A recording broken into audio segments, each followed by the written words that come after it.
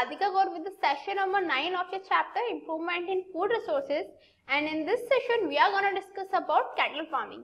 So guys, animal husbandry क्या होता है, उसमें उसकी स्टेप्स होंगी. जैसे एनिमल हस्बेंड्री में हम क्या क्या करते हैं, कैटल फार्मिंग करते हैं, हम फिश कीपिंग करते हैं, बी कीपिंग करते हैं.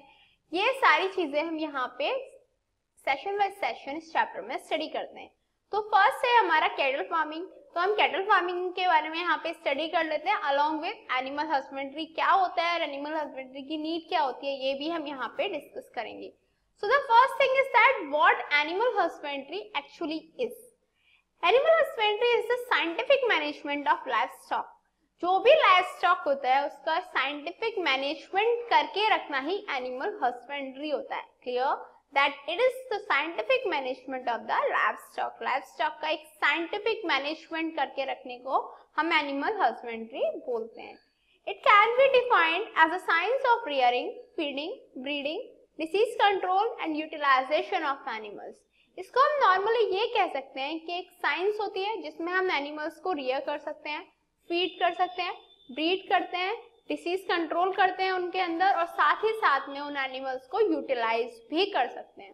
Clear that animal husbandry can be defined as the science of rearing, feeding, breeding, disease control and utilisation of the animals.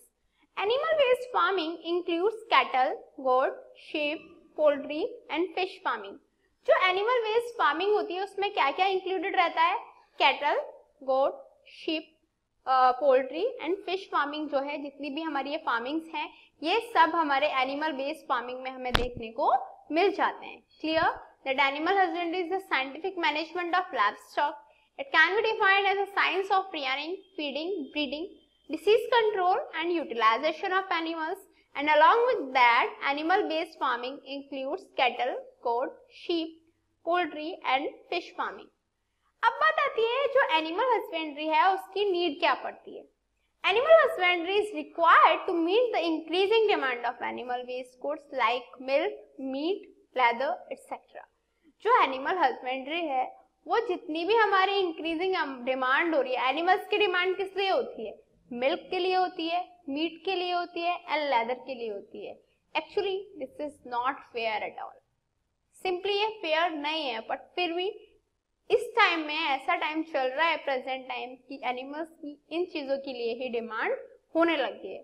तो एनिमल हस्बेंड्री का पर्पस क्या है कि वो इनको जो डिमांड्स है उनको इंक्रीज करे. आई मीन जो इंक्रीज डिमांड हो रही है उनको एक एप्रोप्रिएट रिक्वायरमेंट्स उनकी कंप्लीट करे, उनकी रिक्वायरमेंट्स को फुलफिल करे. ये वर्क किसका होता है, एनिमल हस्बेंड्री का. Clear that animal husbandry is required to meet the increasing demand of animal based goods like milk, meat, leather, etc. Also, it sets guidelines for proper management and systematic approach to animal rearing. जो animal rearing है उसके लिए एक proper management, systematic approach create करने के लिए जो guidelines set होती हैं वो भी animal husbandry के through ही possible हैं. It also helps in proper utilization of animal waste like animal dung. ये इसके साथ साथ इसमें भी हेल्प करती है कि जो एनिमल डंग जैसे जो एनिमल वेस्टेज हैं उनका प्रॉपर यूटिलाइजेशन हम किस वे में कर सकते हैं. समझ आया that it sets guidelines for proper management and systematic approach to the animal rearing and along with that it also helps in proper utilisation of animal waste like animal dung. अब बात आती है जो एनिमल हस्बेंड्री है उसके advantages क्या हैं. Methods to produce good quality. सबसे पहले जो एक गुड क्वालिटी है उसके मेथड्स होने चाहिए. मतलब जो एनिमल हस्बेंड्री है वो मेथड्स प्रोवाइड करती है फॉर प्रोड्यूसिंग गुड क्वालिटी. एक गुड क्वालिटी प्रोड्यूस करने के लिए high yielding breeds of domestic animals can be provided by animal husbandry. जो हमारे हाई यील्डिंग ब्रीड्स हैं, दैट इज जो इतने भी हमारे डोमेस्टिक एनिमल्स हैं उनकी हाई यील्डिंग ब्रीड्स जो हैं वो भी एनिमल हस्बेंड्री के थ्रू प्रोवाइड किए जा सकते हैं. Proper management of domestic animals can be done. उसके साथ साथ जो डोमेस्टिक एनिमल्स हैं उनका भी प्रॉपर मैनेजमेंट इजीली पॉसिबल है by using animal husbandry. Clear that methods to produce good quality high yielding breeds of domestic animals can be provided by animal husbandry and along with that proper management of domestic animals can be done by using animal husbandry. Also, it is beneficial for farmers as increased yield bring more income to farmer and raises their living standard. जो animal husbandry है ये farmers के लिए भी beneficial रहती है क्योंकि इसकी जो इंक्रीज यील्ड होती है वो फार्मर की फैमिली में ऑब्वियसली हायर इनकम प्रोवाइड करती है, जिससे उसके जो लिविंग स्टैंडर्ड्स हैं उनको भी राइज हो जाते हैं, उन पे भी अफेक्ट करता है, वो भी बेटर हो जाते हैं. क्लियर. अब हमने बात करी थी कि ये सेशन हमने किसके बारे में स्टडी करना है, अबाउट कैटल फार्मिंग. तो कैटल फार्मिंग में क्या होता है, in India cattle husbandry is done for two purpose. India में जो कैटल फार्मिंग है, जो कैटल हस्बेंड्री है, वो दो पर्पस के लिए होती है. First milk and second drought labour for agriculture work. सबसे पहले एक तो मिल्क के लिए होती है. क्लियर. और उसके बाद में जितना भी हमारा एग्रीकल्चरल वर्क होता है उसमें as a drought labour work करने के लिए हम एनिमल्स का यूज करते हैं. Clear. That in India cattle farming is done for two purposes, that is milk and drought labour for agriculture work. Cattle in India belongs to two different species. India में जो kettles हैं वो दो species में divide होती हैं. First Bos indicus and second Bos bubalis. जो Bos indicus है उसमें हमारी जितनी भी काउस हैं वो आती है और बोस ब्यूवालिस में जितने भी हमारे बुफेलोस हैं वो आती हैं. Clear. The cattle in India belongs to two different species, Bos indicus that is cows and Bos buvalis that is buffaloes. Clear.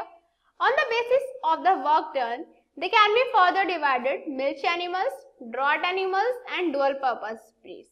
उनके वर्क फंक्शन के अकॉर्डिंग वो क्या वर्क परफॉर्म करते हैं इसके बेसिस पे भी हमने जो एनिमल्स हैं जो इंडिया में ब्रीड्स हैं कैटल्स की उनको भी तीन डिफरेंट टाइप्स में डिवाइड कर दिया. पहला मिल्च एनिमल्स. मिल्च एनिमल्स कौन से होते हैं, those animals which produce milk, that is milk producing females are called milch animals. जो फीमेल्स मिल्क प्रोड्यूस करती हैं उन्हीं को हम मिल्च एनिमल्स बोलते हैं, जिससे हमें मिल्क कैट होता है वो मिल्च एनिमल्स रहते हैं. Second drought animals. ये वो एनिमल्स होते हैं जो लेबर की तरह वर्क होते हैं in the agriculture work. Clear. तो वो एनिमल्स जो लेबर की तरह एग्रीकल्चर में काम में आते हैं उन्हें हम ड्राउट एनिमल्स बोलते हैं. उसके बाद आते हैं हमारे डुअल पर्पस ब्रीड्स. जो डुअल पर्पस ब्रीड्स होती हैं they provide milk as well as help in agriculture task. ये सबसे पहले तो मिल्क प्रोवाइड करती है, उसके साथ साथ से ये एग्रीकल्चर टास्क में भी हेल्प प्रोवाइड करती हैं. तो यदि कोई भी चीज दोनों ही चीजें प्रोवाइड कर रही है तो उसे हम डुअल पर्पस ब्रीड बोलते हैं. समझ में आया that on the basis of work done the animals can B divided into three types, milch animals, drought animals and dual purpose breeds. अब आती है ब्रीड्स ऑफ कैटल्स. जो कैटल है उनकी ब्रीड्स क्या है. फर्स्ट होती है इंडाइगोनस और local breeds. They are selected due to their high resistance to disease. जो लोकल ब्रीड्स हैं उन्हें सेलेक्ट इसलिए किया जाता है क्योंकि वो हाई रेजिस्टेंस शो करती हैं टू द डिसीज. उनमें काफी जल्दी से कोई डिसीज उन्हें नहीं होती. सेकेंड ब्रीड होती है हमारी एक्सोटिक और we can say foreign breed. They are selected because of their long lactation period. जो एक्सोटिक और we can say foreign breeds हैं उन्हें सेलेक्ट इसलिए किया जाता है क्योंकि उनका जो लैक्टेशन पीरियड होता है वो लॉन्ग होता है. Clear. That they are selected because of their long lactation period. Farm management in cattle. Cattles में जो फार्म मैनेजमेंट है वो कैसे होता है.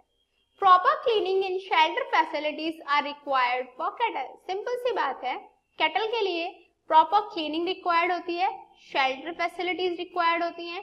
क्लियर. क्योंकि यदि प्रॉपर क्लीनिंग नहीं होगी तो उन्हें डिसीज हो सकती है, शेल्टर फैसिलिटीज नहीं होगी तब भी उन्हें डिसीज हो सकती है. वो दोनों ही चीजों पे अफेक्ट कर सकता है. पॉसिबली उसके लेबरिंग वर्क पे अफेक्ट करे, पॉसिबली उसके लैक्टेशन पीरियड पे अफेक्ट करे. इसलिए सबसे पहले जो फार्म मैनेजमेंट है उसको मैनेज करके रखना पड़ता है. दैट इज उसकी प्रॉपर क्लीनिंग रखनी पड़ती है, शेल्टर फैसिलिटीज भी बेटर फैसिलिटीज प्रोवाइड करनी पड़ती है. Along with that regular brushing should be done to remove dirt and loose hairs. हमें क्या करना है, जो कैटल्स हैं उनको रेगुलर ब्रश करते रहना है ताकि जो डर्ट है उनसे उसे रिमूव कर पाए हम.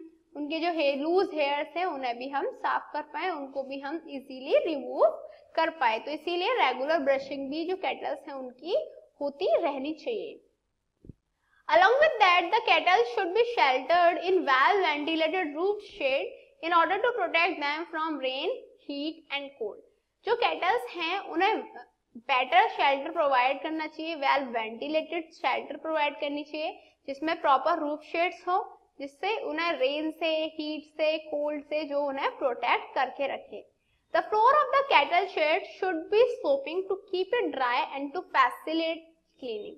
जो फ्लोर होता है कैटल का, कैटल शेड का जो फ्लोर है उसे दैट शुड बी स्लोपिंग, वो स्लोपिंग होना चाहिए टू कीप इट ड्राई, ताकि वो ड्राई रहे, एंड टू फैसिलिटेट क्लीनिंग, और जो क्लीनिंग है उसे फैसिलिटेट करके रखा जाए। Clear? So the floor of the cattle shed should be sloping to keep it dry and to facilitate cleaning. Is that clear to you?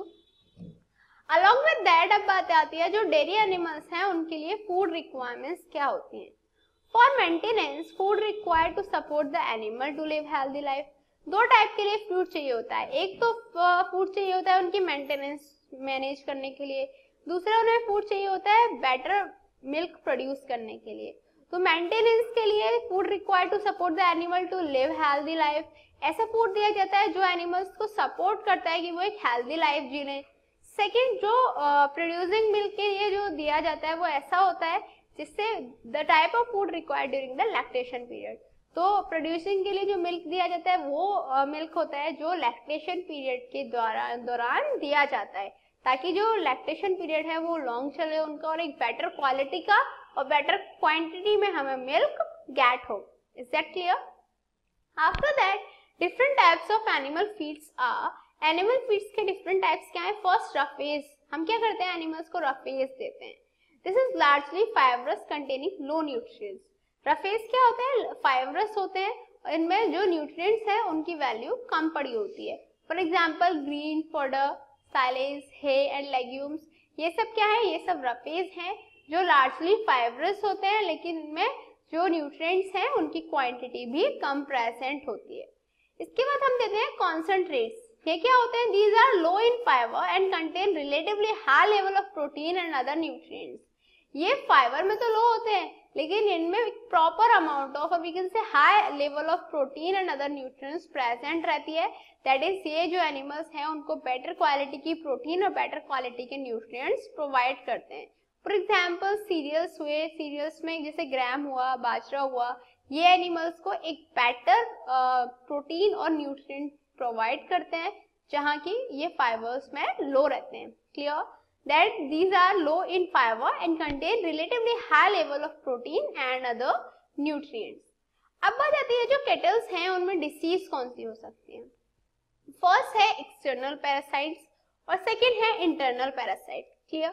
External parasite के case में क्या होता है, they live on skin causing skin disease. जो external parasites हैं वो animals की skin पे रहते हैं और स्किन डिसीज कॉज करते हैं। एग्जाम्पल के लिए जितने भी लाइस हुए, माइस हुए, ये सब क्या है, ये सब एक्सटर्नल पैरासाइट्स हैं। इनके साथ सेकंड आते हैं हमारे internal parasite. They include worm affecting stomach and intestine and flukes that damage the liver.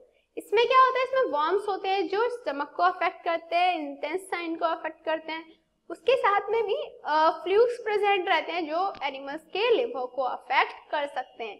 तो ये सब डिसीज हैं जो कैटल्स को हो सकती हैं। So what did we learn today? आज हमने क्या स्टडी किया? आज हमने स्टडी किया about animal husbandry.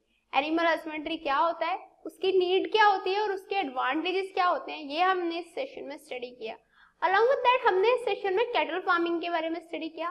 That is cattle farming कैसे होती है, इंडिया में कौन कौन सी ब्रीड्स प्रेजेंट हैं, जो ब्रीड्स है वो कैसे डिवाइडेड हैं, जो डिसीज है वो कौन सी हो सकती है, कैसे हम कैटल्स के फार्म को मैनेज करके रख सकते हैं, ये सब चीजें हमने इस सेशन में स्टडी की। I think this was enough for this session. In next session we are gonna discuss more about this chapter. Till then, good luck.